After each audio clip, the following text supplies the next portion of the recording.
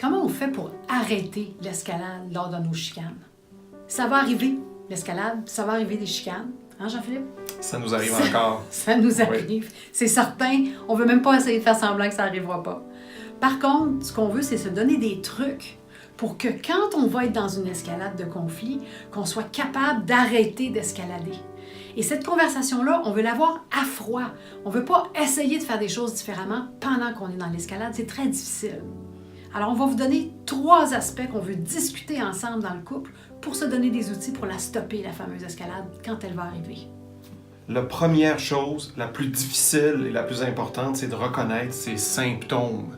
Qu'est-ce qu'on voit, comment on se sent quand on est dans une escalade? Dans nos escalades, à nous, Valérie, moi, ce que je remarque, c'est que littéralement, je veux sortir de la pièce. J'ai vraiment toute une partie de moi qui veut partir.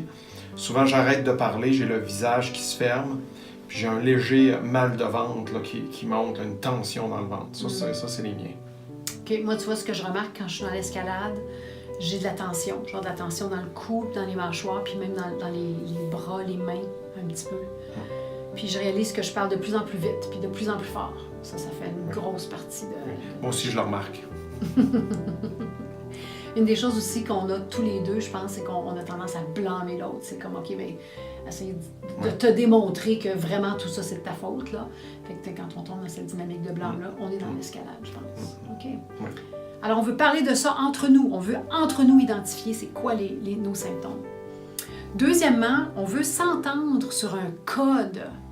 Une façon dont le premier qui se réveille peut dire à l'autre, je pense qu'on est dans l'escalade. Est-ce qu'on pourrait arrêter d'escalader? On n'aime pas ça, l'escalade. Tous les deux, on sait que c'est pas là qu'on veut aller, on veut faire autre chose. Le code, ça peut être plein de choses. Ça peut être un symbole, ça peut être un mot, on peut juste dire escalade ou stop ou un geste. Ça peut être toutes sortes de choses. Surtout, ce qui est important, c'est qu'on s'entende sur ce geste-là, sur ce mot-là et qu'on le respecte.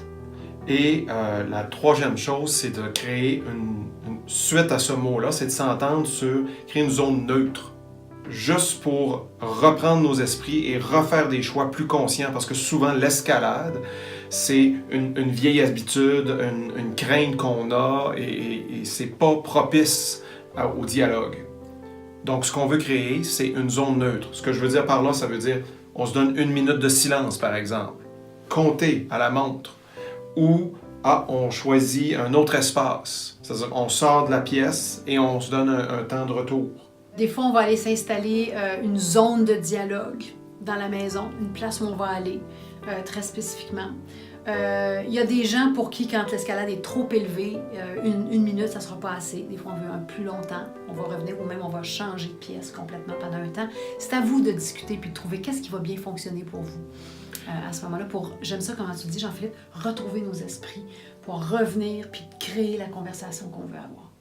Le point clé, c'est que si on veut que nos escalades diminuent, il faut se parler de comment on les désamorce quand on n'est pas en conflit.